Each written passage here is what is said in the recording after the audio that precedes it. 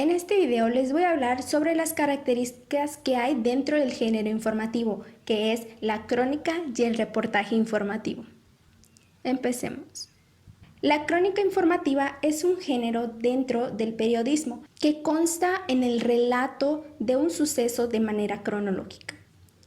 La crónica puede ser de tres tipos: la informativa, la interpretativa y la opinativa. La informativa amplía el hecho, es decir, que no incluye el juicio del reportero. Por otro lado, la interpretativa es un relato subjetivo más que informativo. La opinativa es un hecho que está presenciado o que es reconstruido por el mismo periodista o reportero. La crónica informativa mantiene una tendencia popular desde principios del siglo XVIII. Algunas de las características de la crónica es el estilo, la veracidad y la narración cronológica. En el estilo es que tiene una información de manera detallada y enmarcada y se centra en el cómo pasaron las cosas de manera secuencial. La veracidad es que es un hecho real y verdadero. Y la narración cronológica mantiene un orden a medida en que fueron sucediendo las cosas, es decir, de manera cronológica. Para realizar una crónica informativa, primero se debe elegir el tema, el cual debe ser de suma importancia y tiene que atraer al lector. De igual manera, hay que seleccionar la información, que puede ser en fuentes como entrevistas, relatos de personas que han vivido el suceso, o puede ser en libros, periódicos, fuentes de internet, etc. Hay que elegir de igual manera el tipo de narración, que puede ser descriptiva, argumentativa y narrativa.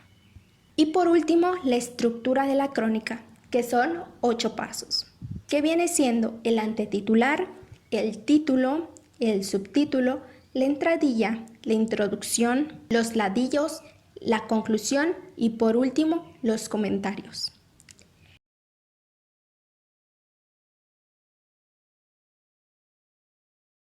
Y hasta aquí es la información de la crónica. Pasemos al reportaje. El reportaje es una narración periodística focal, envolvente y de interés actual, el cual lleva una investigación del hecho y de sus actores. Los recursos para el reportaje es que puede ser entrevistas, relatos, libros, narraciones breves, internet, etc. Los tipos de reportaje son muchísimos. Entre ellos destacan los siguientes. El científico. En el científico aborda una dimensión dentro de la ciencia. El segundo es de investigación. El periodista profundiza el tema o evento, haciendo un seguimiento de este hecho, es decir, informándose y recabando información de fuentes confiables. Por tercero tenemos el explicativo, que es donde detalla los aspectos más importantes y relevantes del hecho.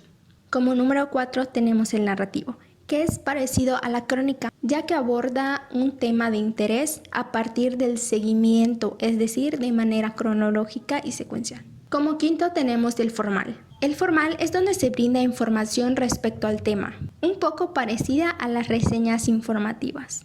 Como sexto lugar tenemos las autobiográficas, que asume al propio periodista como la persona principal, para adentrarse narrativamente y descriptivamente dentro del hecho. Y por último tenemos la estructura del reportaje. En este caso, la estructura es un poco corta y la estructura es la siguiente. Como primero tenemos el titular o sumario.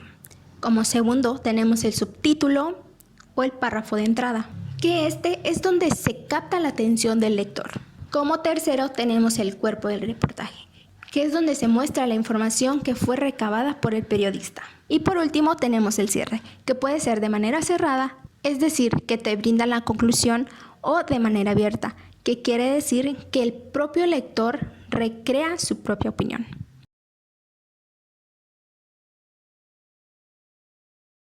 Y esto fue todo por mi parte, explicando las características dentro del género informativo, la crónica y el reportaje.